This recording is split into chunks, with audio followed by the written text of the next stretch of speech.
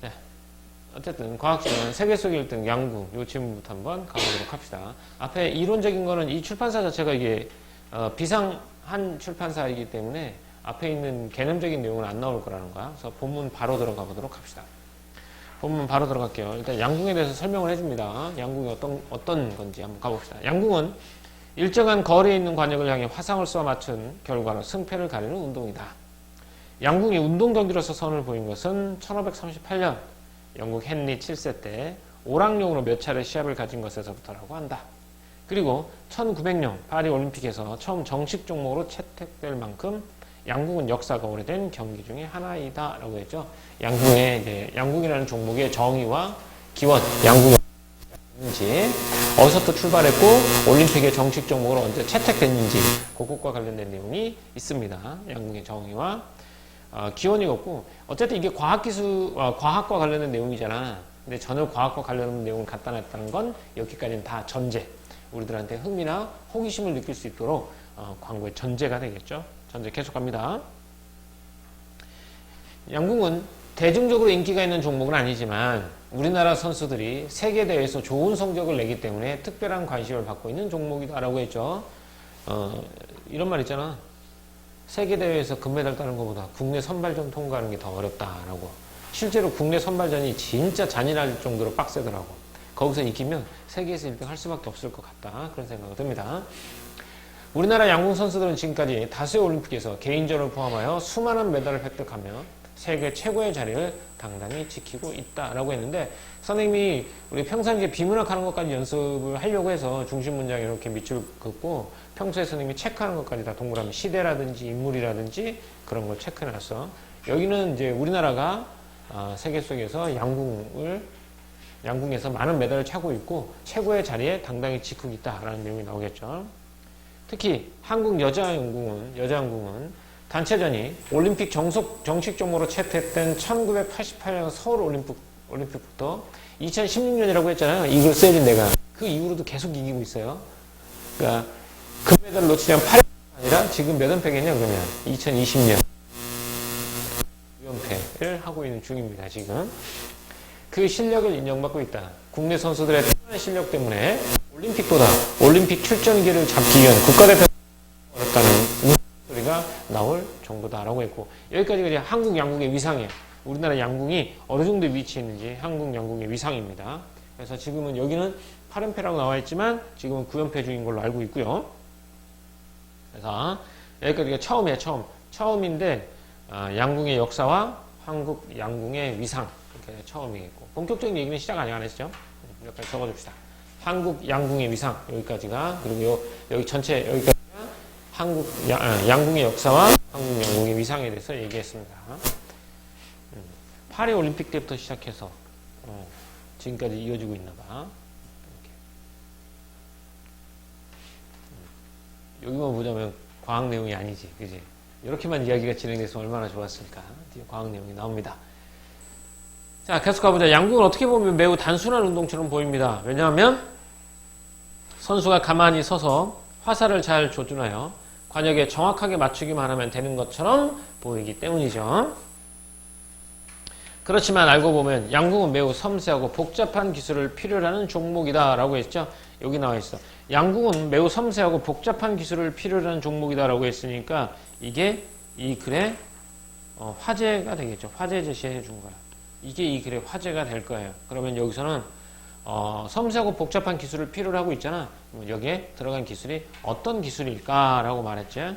섬세하고 복잡한 기술. 이게 이 글에서 다루고자 하는 중심 화제가 되겠죠. 그래, 가보자. 섬세하고 복잡한 기술을 필요로 한다고 했는데 그 섬세하고 복잡한 기술이 어떤 것들이 있는지 한번 가보도록 합시다. 자, 첫 번째 갑시다. 양궁 선수들이 화살을 쏠 때의 모습을 자세히 살펴보자. 화살을 약간 위로 조준하는 것을 볼 수 있는데, 이것은 활시위를 떠난 화살이 포물선 운동을 하는 것을 염두에 둔 행동이다라고 했어요. 첫 번째, 일단 화살은 포물선 운동을 한대요. 그래서 쏠 때 관역을 정확하게 쏘는 것이 아니라 어떻게 약간 위로 이렇게 쏘는데, 위로 쏘는데. 그래서 더 대단한 거 아니냐? 공이 포물선을 그리면서 날아가는데 정확하게 관역에 떨어뜨린다는 거야. 이게 대단하죠. 자, 포물선 운동을 하는 것을 염두에 두고 있어요. 어쨌든 양궁의 화살은 직선을 그리는 것이 아니라 포물선을 그립니다. 유사한 예는 축구나 농구 경기에서도 흔히 볼 수 있다. 예를 들어 축구 경기에서 골키퍼가 상대 진영까지 공을 멀리 보내기 위해서는 공을 띄우듯이 차는데 이는 축구공이 큰 포물선을 그리며 날아간다는 것. 또 한 농구 경기에서 선수들이 슛을 할 때도 위를 향해 적당한 각도로 공을 던져 슛을 성공하는 모습을 볼 수 있다라고 했죠. 여기까지는 어쨌든 화살이 포물선 운동을 하고 있는데 이것과 유사한 종목이 뭐가 있다? 축구와 농구가 있다라고 예를 들어서 설명해 준 거죠. 자, 양궁의 화살을 비롯해서 포물선 운동을 하는 것들의 사례가 나와 있어요. 그래서 활, 그 다음에 농구공, 그 다음에 축구공 이렇게 포물선 운동을 한다고. 자, 그렇다면 화살, 축구공, 농구공 등이 포물선 운동을 하는 까닭은 무엇일까? 얘네들이 포물선 운동을 하는 이유는 무엇일까? 뭐겠어요? 형준아, 뭐 때문에 얘네들이 포물선 운동을 하겠냐? 왜 직선으로 날아가지 못하고 밑으로 떨어지겠어? 밑에서 무언가가 끌어당기기 때문이겠지. 화살, 축구공, 농구공 등이 포물선 운동을 하는 까닭은 무엇일까? 그것은 바로 중력 때문이다. 지구에서 질량을 가진 모든 물체는 지구 중심 쪽으로 향하여 중력의 영향을 받는다. 그런데 다행히 화살에 미치는 중력의 값은 우리가 느끼지 못할 정도로 미미하기 때문에 이는 선수들에게 큰 문제가 되지 않는다. 그러면 화살이 포물선 운동을 하는 것은 중력에 영향을 받는 것은 되게 미미하대. 선수들에게 큰 문제가 되지 않는데, 그렇다면 포물선 운동에 중력보다 더 직접적인 영향을 끼치는 요인은 무엇이 있는지 알아보자 라고 했어. 일단 포물선 운동을 하고 있는데 첫 번째는 중력이야. 근데 중력은 우리가 생각했던 것보다 그렇게 큰 영향을 미치진 않는 것 같아. 그렇죠? 그러면 포물선 운동에 중력보다 더 직접적인 영향을 끼치는 건 무엇일까? 라고 물어봤네. 자, 그게 무엇일지 한번 알아보도록 합시다. 일단 여기는 포물선 운동의 원인 첫 번째가 바로 중력이 되겠어요. 자, 중력을 제외한 거야. 이제 중력 빼고 첫 번째 요인은 뭐냐? 첫 번째 요인은 초기 발사 속도이다. 초기 발사 속도. 자, 초기에 활 시위를 떠난 활의 초기 속도가 발사 속도가 되겠죠. 초기 발사 속도는 양궁 선수가 활 시위를 당기는 힘에 따라 달라지는데 활 시위를 세게 당길수록 화살의 발사 속도가 빨라진다. 화살의 발사 속도가 빠를수록 화살이 관역에 빨리 도달하게 되는데 이때 화살의 속도가 느린 화살과 비교했을 때 중력의 영향을 적게 받으므로 상대적으로 낙하하는 시간이 줄어든다. 낙하하는 시간이 줄어든다는 얘기야. 자, 다시 말해볼까요?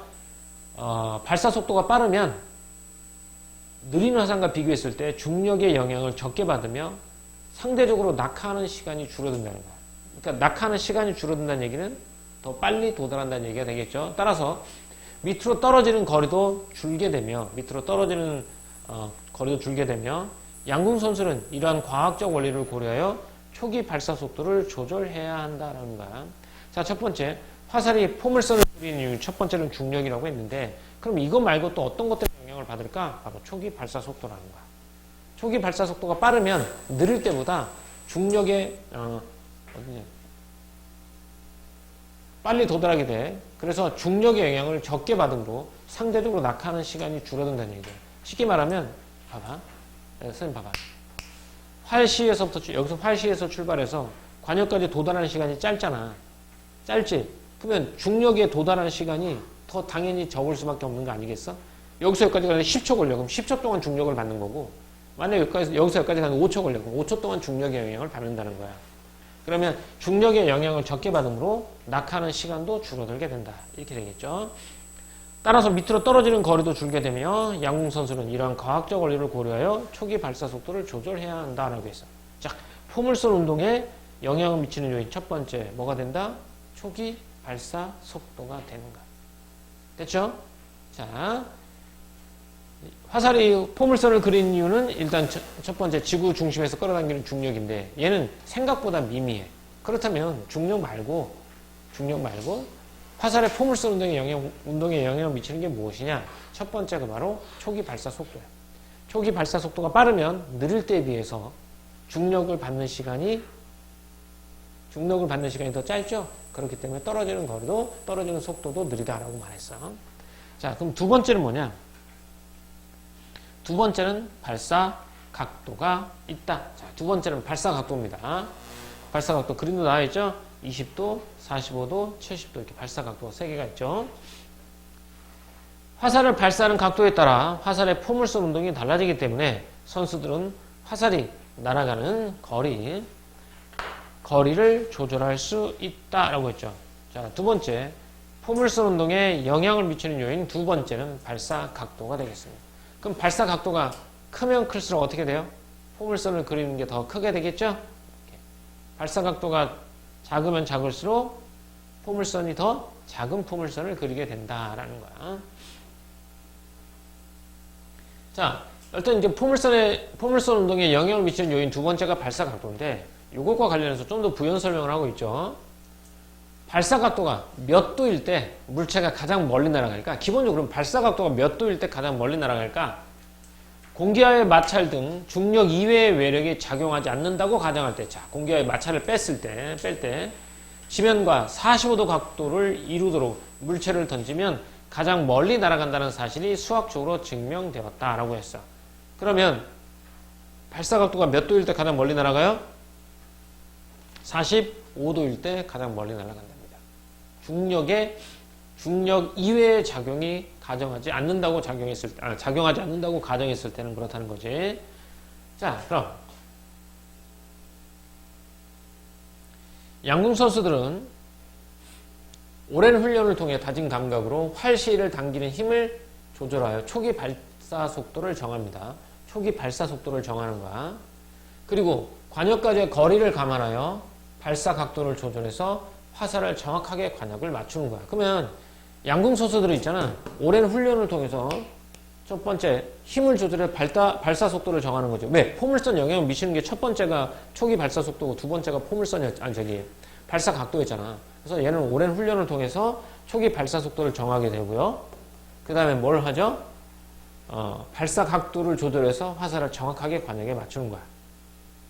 특히 양궁은 화살을 쏘는 곳에서 관역까지의 거리에 따라 종목이 달라지죠. 그래서 그렇기 때문에 각 종목마다 초기 발사 속도와 발사 각도를 정확하게 계산하여 화살을 쏘는 것이 중요하다라고 했죠. 자, 그럼 여기서 화살은 어쨌든 포물선 운동을 하기 때문에 정확하게 관역에 맞추기 위해서는 두 가지를 고려해야 된다는 거야. 포물선 운동에 가장 큰 영향을 미치는 첫 번째가 초기 발사 속도, 두 번째가 발사 각도. 이 두 가지를 통해서 정확하게, 그러니까 종목마다 거리가 다르니까 그 거리에 따라서 초기 발사 속도와 각도를 정해야 한다라고 말하겠죠. 그래서 초기 발사 속도와 발사 각도의 중요성에 대해서 얘기하고 있습니다. 자, 여기까지가 포물선 운동과 관련된 것이었어.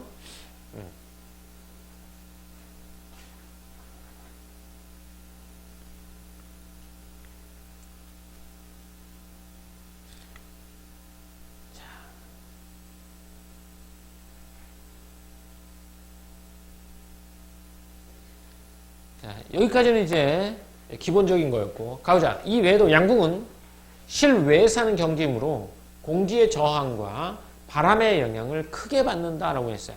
공기의 저항과 바람의 영향을 크게 받습니다. 화살의 운동에 영향을 미치는 공기의 저항과 바람의 색이나 방향 등에 따라 선수들이 쏜 화살은 관역의 중심에서 벗어나 전혀 의도하지 않는 곳에 꽂힐 수 있다라는 거야. 그러면 이제 화살의 운동에 영향을 미치는 외부 요인이야. 중력과 초기 발사 속도, 그리고 발사 각도는 원래 정해진 상수값이라고 보는 거야. 중력은 늘 영향을 받고 있고, 발사 각도와 발사 속도는 사람이 조절할 수 있는 거란 말이야. 그러니까 얘는 외부적인 요인에 들어가지 않아. 내부적인 요인이야. 그런데 외부적인 요인이라면 바로 우리의 능력으로 할 수 없는 것들이겠지. 여기서는 바람의 저항이라든지 공기의 저항이라든지 바람의 방향, 이런 것들이 되겠죠. 자, 화살 운동에 영향을 미치는 외부 요인이 뭐가 있다? 공기의 저항과 바람의 색이나 방향, 이런 것들이 되겠죠. 번호 한번 매겨줄 거야? 번호를? 공기의 저항과 바람의 색이나 방향, 이런 것들. 공기의 저항, 바람의 색이나 방향, 이런 것들이 바로 외부 요인에 해당하겠죠. 이런 외부 요인에 의해서 전혀 의도하지 않았던 곳에 꽂히게 된단 말이야.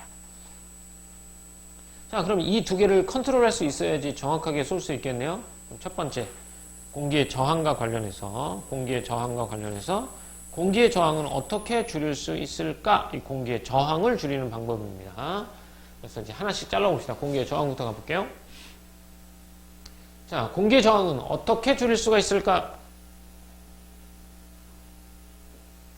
이것은 화살의 뒷부분에 화살 기체를 만들어줌으로써 해결할 수 있다라고 했어. 공기의 저항을 줄일 수 있는 방법 뭐가 있다고요? 바로 화살 뒷부분에 깃을 만들어주는 것이요. 깃을 달려져 있죠? 깃을 만들어줌으로써 해결할 수 있다고 얘기했어요. 화살은 공기를 가르며 날아갈 때 요동치며 흔들립니다. 화살 날아가는 거 보면 막 진짜 춤추면서 날아가더라고. TV에서 보니까. 이때 화살 깃은 그 흔들림을 방지하는 역할을 한다. 동시에 세모 쳐야 되겠죠? 그럼 깃이 하는 역할. 첫 번째, 흔들림 방지. 두 번째, 동시에 화살을 회전시키면서 비행의 안정성을 높인다. 이게 두 가지죠.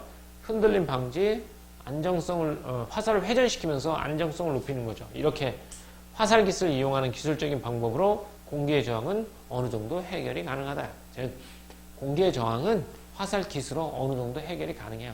화살 깃이 하는 역할은 뭐냐?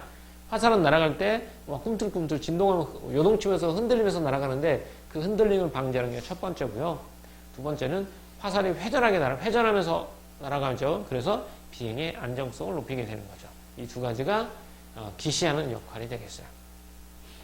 어쨌든 이 화살 깃을 이용하는 기술적인 방법으로 공기의 저항은 어느 정도 해결이 가능합니다. 됐죠?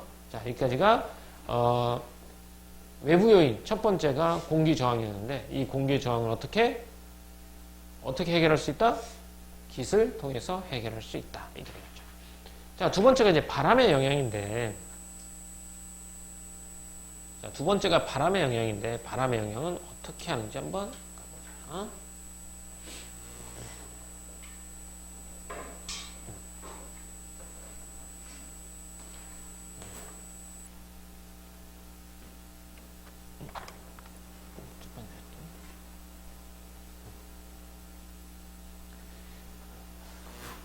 유주람 뒤에 문 좀만 열어줘.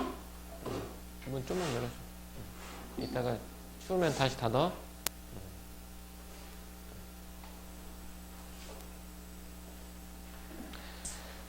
자, 가볼게. 하지만 선수들에게 가장 큰 부담을 주는 것은 양궁 대회가 열리는 실외 경기장에서 부는 변화무쌍한 바람이다 라고 했어요. 어쨌든 공기의 저항 늘 있는 거고 그 줄이는 방법은 화살 깃을 통해 달면 어느 정도 돼. 그런데 이 변화무쌍한 바람의 방향이라든지 속도, 바람의 방향이라든지 그지? 바람의 세기 이런 것들은 어떻게 해결할 것이냐 이거야. 바람이 불면 바람의 펄럭이는 옷소매가 활시 위에 스쳐 결과에 영향을 주기도 하고, 자, 바람이 미치는 요인이야. 첫 번째, 옷소매가 활 시위에 스쳐 결과에 영향을 주기도 한다는 거예요. 첫 번째. 또 두 번째, 활이나 활 시위를 스쳐 지나가면서 나는 바람 소리가 선수들의 예민한 신경을 자극하여 집중력을 떨어뜨리기도 한다는 거야. 바람 소리는 옷소매가 활 시위에 스쳐 영향을 주기도 하고 또 소리가 나면서 예민한 신경을 자극해서 집중력을 떨어뜨리기도 한단 말이야. 하지만 가장 큰 문제는 따로 있어. 이 두 가지 문제보다 가장 큰 문제는 따로 있는데 바로 앞에서 언급했듯이 바람의 색이나 방향이 화살에 날아가는 속도나 방향에 영향을 미친다는 거야.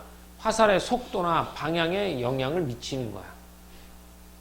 그래서 양궁에 이제 아까 영향을 미치는 두 번째 요인이 바로 바람의 색이나 방향이라고 했죠? 이게 바람입니다.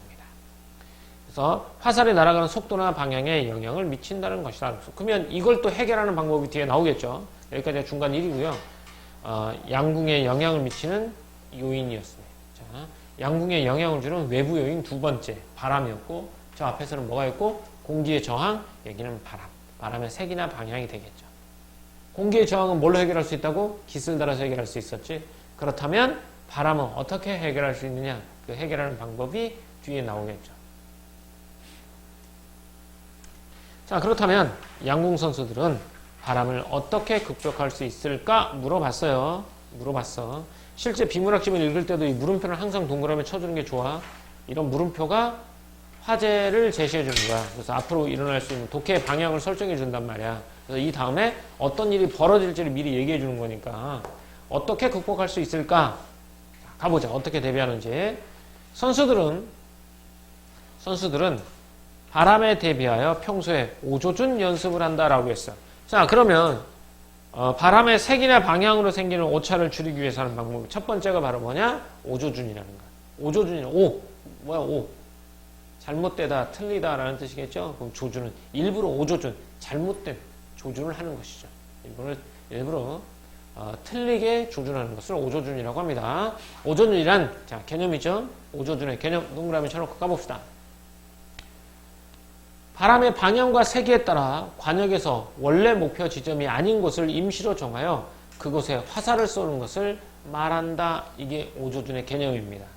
다시 말해 화살을 의도적으로 오조준하여 바람의 영향을 받는 화살이 관역 중앙에 가서 꽂히게 하는 것이다 라는 거야. 그러면 바람의 영향을 극복하는 방법은 뭐가 있다? 바로 오조준 연습이 있다가 되겠죠. 바람을 극복하기 위한 연습이 무슨 연습이라고? 오조준 연습이야. 일부러 잘못된 것을 조준하는 것이겠죠. 남학생들 이제 군대 가겠는데 군대 가도 마찬가지야. 처음 이거부터 하죠. 총을 쏴요. 처음에 총을 쏘는데 연습용 총이 몇 발을 쏘냐면 3발을 쏩니다. 3발을 쏘는데 그 세 발의 그 박힌 지점이 중앙에서 어느 정도 떨어져 있는지 계산을 해요. 그래서 0점 조준이라고 해요. 그래서 총 자체를 조절하기도 하지만 총의 어떤 이런 것들을 조절하는 장치가 있거든요. 조절하거나 아니면 일부러 내가 중앙을 보고 쏘는데 총알이 어떤 지점에 가서 위치하면 일부러 오조준해서 쏘기도 합니다. 자, 시간이 없을 때는 오조준 하겠죠? 자, 그러면 오조준 연습을 어떻게 하는지 좀 더 가보도록 하겠습니다. 오조준할 때 선수들은 바람의 세기와 방향을 정확하게 가늠해야 된대요. 바람이 어느 쪽에서 얼만큼 부는지에 따라서 오조준을 해야 되는 거야.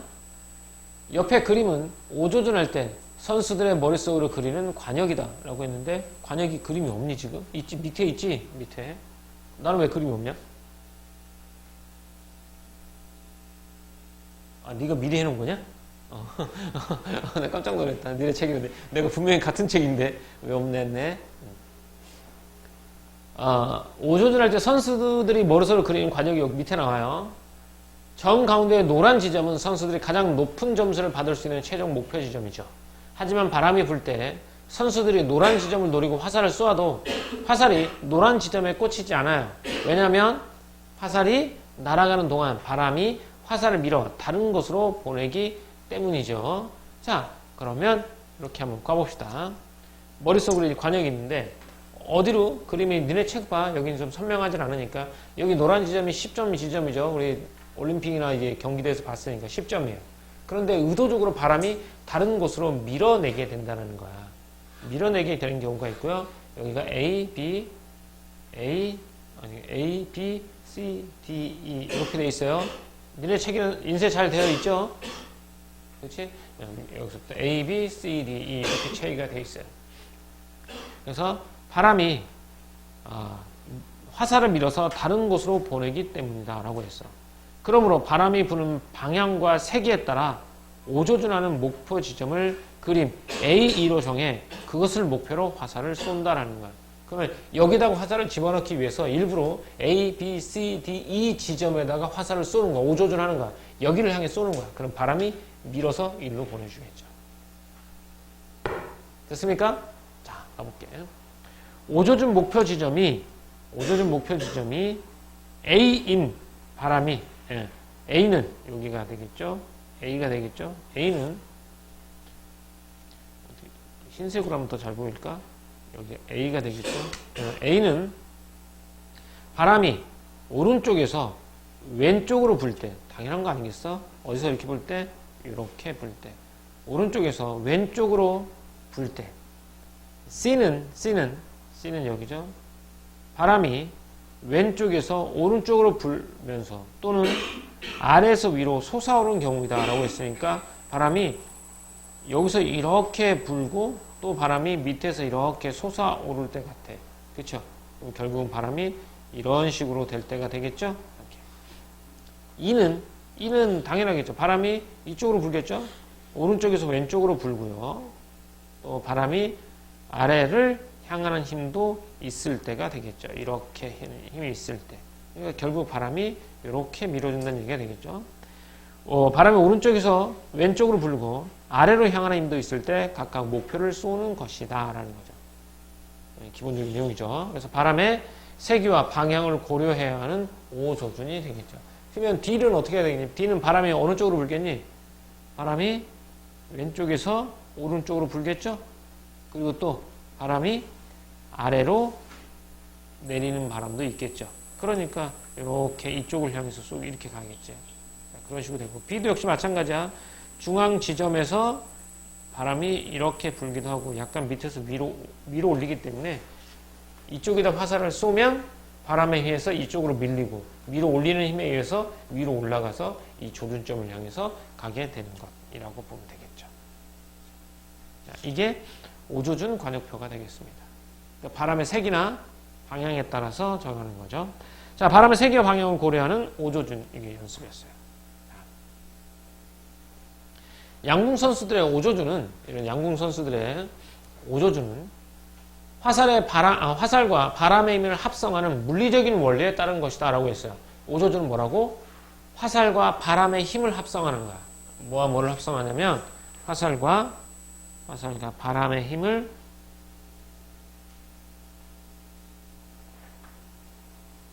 합성하는 물리적인 원리에 따른 것이다 라고 했어요. 바람의 힘도 있잖아. 그지? 바람의 힘에다가 화살의 힘까지야. 둘 이상의 힘이 작용하면 힘의 크기를 더하거나 뺄 수 있는데 이를 힘의 합성이라고 하며 이때 더해진 힘을 합력이라고 한다는 거야. 그렇지? 그래서 둘 이상의 힘이 작용하면 힘의 크기를 더하거나 뺄 수가 있겠죠. 같은 방향으로 가면 더해지는 거고 반대 방향으로 가면 힘이 빼지는 거겠지. 이때 힘을 더해진 힘을 합력이라고 하고 힘의 합성은 힘이 작용하는 방향에 따라 다음과 같이 세 가지로 나눌 수 있다라고 했어요. 그러면 다음에 나오는 건 뭐냐? 힘의 합성, 작용하는 방향에 따라 나눠지는 거겠죠. 자, 어떻게 방향에 따라 나눠지는지 한번 가보도록 합시다. 세 가지로 나눈다고 했습니다. 첫 번째, 작용하는 방향이 같은 두 힘의 합력입니다. 첫 번째가 여기는 화살과 바람의 힘의 합성이다. 화살과 바람의 힘의 합성. 첫째는 작용하는 방향이 같은 두 힘의 합력이야. 같대요. 자, 한 물체에 두 힘이 같은 방향으로 동시에 작용할 때 두 힘의 합력은 다음과 같은 용수철 저울 그림에서 보는 것처럼 두 힘의 크기를 합한 것과 같다라고 했어요. 여기는 이제 방향이 같은 두 힘의 합력입니다. 자, 한번 볼까요? 이렇게 됩니다. 자, 이렇게 돼요. 이렇게. 자, 그림 1에서 용수철 A와 B의 합력은 용수철 A와 B의 합력은요 그림 2의 용수철에 나타난 값과 같다라고 해서 이 두 개 합쳐놓은 게 이 2와 같다라는 것이 되겠죠. 이렇게 됩니다. 그럼 여기 그림 보면 니네 한번 봐봐요. 여기 보면 한 칸, 두 칸 되어 있어요. 일단 한 칸, 두 칸 되어 있어요. 그죠? 두 칸씩 땡겨요. 그럼 여기서 몇 칸이 돼? 한 칸, 두 칸, 세 칸, 네 칸이 된다라는 거야. 그치? 그러면 A 더하기 B는 이렇게 C가 된다라고 되어 있겠죠? 단순 합산이에요. 작용하는 방향이 같을 경우 합력의 크기는 1 더하기 1은 몇이 된다? 2가 된다라는 거죠. 주사기 잘 봐. 여기 두 칸, 여기 두 칸인데 여기는 몇 칸인데? 네 칸이 되겠죠? 이렇게.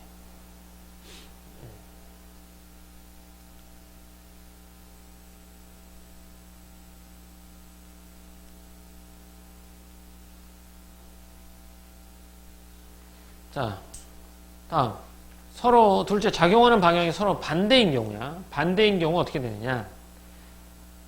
작용하는 방향이 서로 반대인 두 힘이 한 물체에 동시에 작용할 때, 즉 화살의 방향하고 바람의 방향이 같을 때는 위의 영향을 받지만 화살의 방향과 바람의 방향이 반대일 경우에는 어떻게 되는지. 작용하는 방향이 서로 반대인 두 힘이 한 물체를 동시에 작용할 때 합력의 크기는 큰 힘에서 작은 힘을 뺀 값과 같다라고 했어요. 두 번째, 서로 반대 방향일 때는 큰 힘에서 작은 힘을 뺀 값과 같다라고 했어요. 반대 방향일 때 얘는 다음 그림에서 큰 힘 F1, 작은 힘을 F2라고 하면 F는 큰 힘에서 작은 힘을 뺀 값이고 합력의 방향은 뭐와 같다? 큰 방향과 같다라고 했어요. 자, 그림만 볼게요. 여기 F1과 F2가 있고요. 여기가 더 큰 값이 된다라고 했어. 그럼 어떻게 된다? F는 큰 값에서 작은 값을 뺍니다. 큰 값에서 작은 값을 빼요. 그래서 이렇게 가고 방향 어디? 큰 값을 받는 방향이 돼요. 큰 값 방향이 되겠어요. 이렇게 되겠죠? 기본적인 물리죠? 아주 기본적인 물리. 고등학생이 배우기에는 조금 아까운 물리. 이렇게. 자, 두 힘이 서로 반대로 작용할 때는 큰 힘에서 작은 힘을 빼면 돼요. 그래서 F는 큰 힘에서 작은 힘을 뺀 거고, 방향은 큰 힘의 방향이 되겠죠. 큰 힘의 방향이 되겠습니다. 여기는 작용하는 방향이 서로 반대인 경우에 합력의 크기에 대해서 얘기했어요. 됐나요? 다음. 세 번째. 이 첫 번째는 같을 때, 두 번째는 반대일 때, 세 번째는 방향이 나란하지 않을 때. 아까 지금까지는 같은 방향으로 나란하거나 반대 방향으로 나란했는데 나란하지 않을 때가 어떤 역할을 하는지 한번 가보자.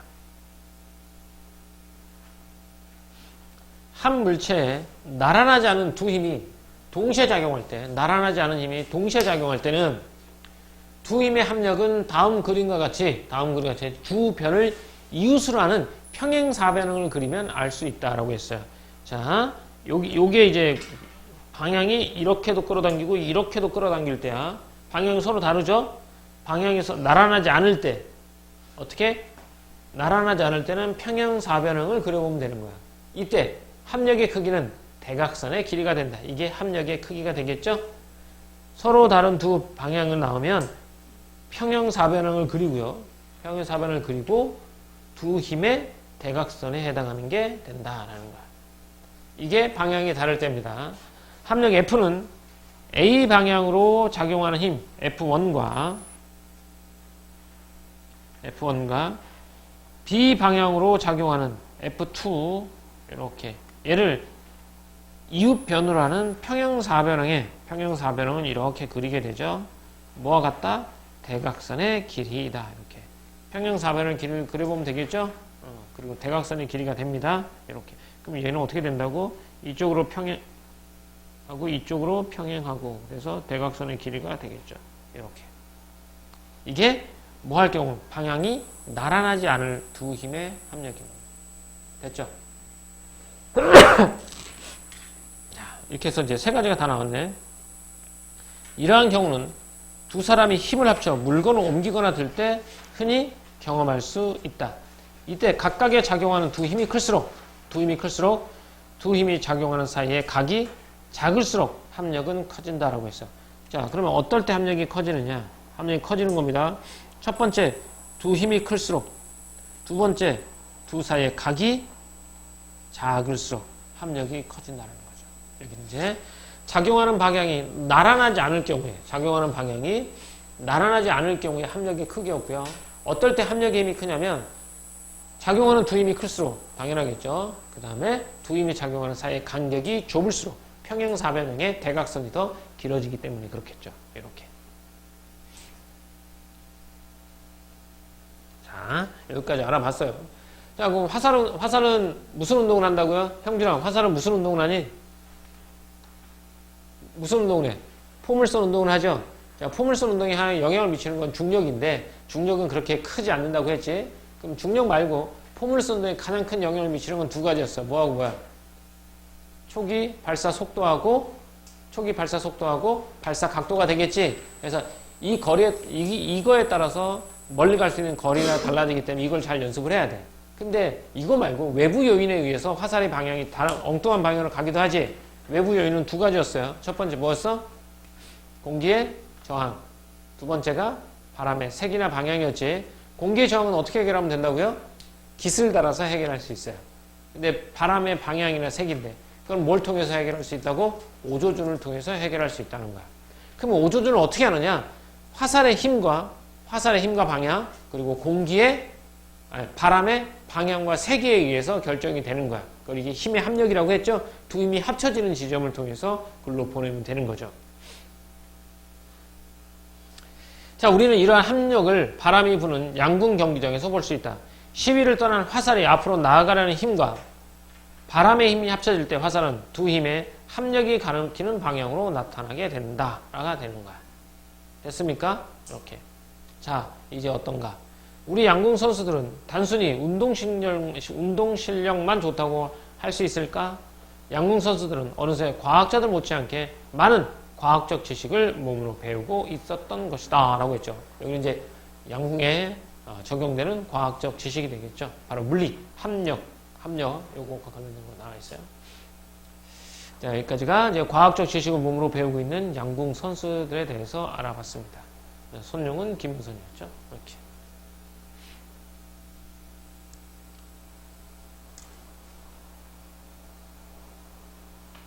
자, 옆에 있는 내용들은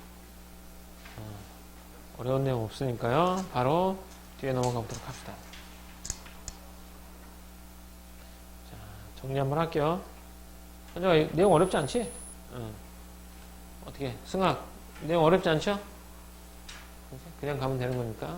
자, 여기는 양궁에, 제가 양궁에 적용되는 이제 과학적 원리들이 있고, 과학적 원리를 바탕으로 한 스포츠 양궁입니다. 그래서 이제 양궁을 소재로 해서 과학 지식에 대한 독자 이해를 도왔고요. 시각 자료, 많은 이제 그래픽 자료라든지 그림 자료가 나오죠? 과학적 원리를 효과적으로 전달했습니다. 그래, 구성 한번 가볼게요. 좀 작게 할게. 처음에는 양궁의 역사와 한국 양궁의 미상에 대해서 설명을 해줬죠. 양궁이 무엇이고 어디서부터 기원했고 파리 올림픽 때부터 정식 종목이었고 우리나라 양궁의 미상이 어땠는지, 특히 이제 1988년 여자 단체전 같은 경우 이제 계속해서 이기고 있다라는 거. 미치는 요인들을 한번 가보도록 할게요. 일단 섬세하고 복잡한 기술을 필요로 하고 있어요. 그지? 그래서 이제 화살을 포물선 운동을 하고 있고, 축구공이나 또 뭐도 농구에서도 포물선 운동하는 사례를 보여줬죠. 자, 포물선 운동의 원리는 중력인데, 근데 화살의 포물선 운동에 영향을 끼치는 주요 요인 중에 하나가 초기 발사 속도하고 발사 각도야. 그래서 얘네가 중요하기 때문에 이걸 계속 연습한다는 거지, 거리에 따라서 얘네들을 조절해서 연습하는 거야, 양궁 선수들은. 그 다음, 이 화살의 운동에 미치는 이 외부 요인이 있죠. 외부 요인은 두 가지였어요. 첫 번째 공기의 저항과 바람이었고, 공기의 저항을 극복하기 위해서는 뭘 한다고 했죠? 깃을 달아준다고 했고, 요인은 바람이죠. 바람을 극복하기 위해서는 오조준 연습을 하는데, 그럼 어떻게 오조준을 하느냐? 바로 화살의 힘과 방향, 그리고 바람의 힘과 방향, 이 힘의 합성을 통해서, 힘의 합력을 통해서 오조준을 합니다. 그래서 바람의 세기와 방향을 고려해서 하는 오조준 연습을 하게 되는데, 힘의 합성과 합력이죠. 두 힘이 합쳐지는 것이 합성이죠. 만약에 반대 방향이라면 어떻게 된다고요? 반대 방향이라면 큰 힘에서 작은 힘을 빼고요. 방향은 큰 힘의 방향이 될 거고요. 같은 방향이라면 두 힘을 합친 게 되겠고, 작용하는 방향이 같을 경우는 이게 됩니다. 만약에 작용하는 방향이 서로 다를 경우에는 두 변을 이웃으로 하는 평행사변형을 그리라고 했죠. 그래서 대각선의 길이가 바로 힘과 방향이 된다라고 했죠. 그래서 우리는 양궁 선수들은 과학적인 원리를 뭘로 배우고 있다? 몸으로 배우고 있다. 이렇게 됐죠. 자, 이게 이 글의 전체적인 구조였습니다. 자, 화살의 운동에 미치는 요인과 선수들의 대응을 한번 가보도록 할까요? 일단 화살의 포물선 운동을 하죠. 포물선 운동이 가장 중요한 건 초기의 발사 속도하고 발사 각도라고 했지. 그래서 거리에 따른 양궁 종목별로 초기 발사 속도와 발사 각도를 계산해서 화살을 쏘는 것이고, 두 번째가 공기의 저항이죠. 그래서 화살 깃을 만들었고요. 바람은 세기의 방향에 따라서 오조준 연습을 하게 되는 거야.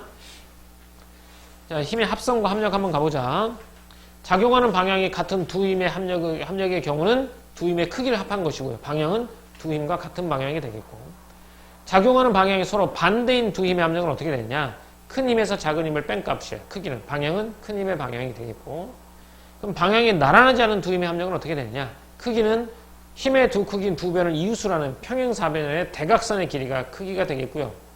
방향은 서로 다른 방향으로 작용하는 두 힘을 이웃편으로 하는 평행대각선의 방향이 역시 방향이 되는 거예요. 즉 평행사변형의 대각선을 그리고 사변형을 그리고요. 대각선이 곧 방향이자 힘의 크기가 된다라는 것. 자, 이렇게 한번 알아봤습니다. 아이고.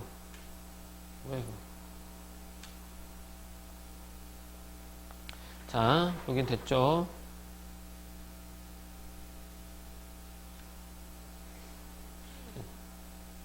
자, 요거 너네 거는 체크되지? 한번 가보자. 요거 한번 가볼게요. 요거. 힘의 합성을 고려했을 때 양중 선수는 어떻게 활을 쏘아야 할지 설명해 보자로. 조건. 바람이 선수 뒤편에서 선수 뒤편 오른쪽에서 방향은 화살 방향이야. 선수 뒤편 오른쪽에서 왼쪽이래. 오른쪽에서 어디로 분다는 거야? 왼쪽으로 분다는 거죠? 한번 해볼게요. 바람이 오른쪽에서 왼쪽으로 붑니다. 그 다음 위에서 아래로 이렇게 바람이 분다라는 거겠죠? 그치? 이렇게 불고 있어요. 그럼 어떻게 돼요? 화살의 방향이 이쪽으로 가겠지? 그럼 여기를 조준하게 되더라도 그 화살의 방향은 어느 쪽으로 간다는 거니? 힘의 합력이니까 이쪽으로 간다는 거지? 그치? 그럼 이 지점을 어디로 가야 돼? 이 지점을 가운데로 갖다 놔야 되니까 어디를 쏘겠어요? 이 지점을 쏘면 되겠죠? 이렇게 돼요. 그러면 이 지점을 쏘게 되겠죠? 이렇게. 그래서 어떻게 된다? 오조준 지점은 2이며 활실을 당기는 힘의 세기는 어떻게 해야 돼? 뒤에서 밀어주니까 원래보다 더 세게 해야 돼? 약하게 해야 돼? 원래보다 약하게 해야 되겠지? 오케이. 원래보다 약하게 해야 한다라고 되어 있어요. 이렇게. 태블릿으로 옮기는 과정에서 자꾸 이게 사라지게 돼. 이렇게 됐습니다. 됐죠? 오케이. 좋아요. 이거 평가 이런 것들은 이런 게 니네 출판사 게 아니라 이게 비상출판사 거라서 비상출판사의 학습활동이 있는 거기 때문에 얘는 넘어가고 요거 한번 가볼까? 양궁에 담겨있는 또 다른 과학적 원리에 관한 정보를 찾아보자 라고 했어. 자, 가보자. 탄성에너지는 위치에너지의 한 형태로 탄성 있는 물체 힘이 가했을 때 원래 위치로 돌아가는 힘을 의미한다고 했죠. 대표적인 게 용수철과 고무줄이겠죠. 여기도 활시도 마찬가지고 활시는 원래 일자로 되어 있지. 탄성이라는 얘기는 원래 위치로 돌아가는 거야. 그래서 얘를 뒤로 당기게 되면 이 활시는 어디로 돌아가려고 해? 원래 있는 위치로 돌아가려고 하겠죠. 놓으면 원래 딱 돌아가겠죠. 이게 탄성입니다. 양궁에서도 탄성의 에너지가 작용합니다. 활시를 잡아당겼다가 놓으면 원래 상태로 돌아가려는 탄성 에너지가 생기고 시비에 걸려있던 화살도 그 힘의 방향을 받아 앞으로 나아가게 된다는 것이 과학적 원리가 되겠죠.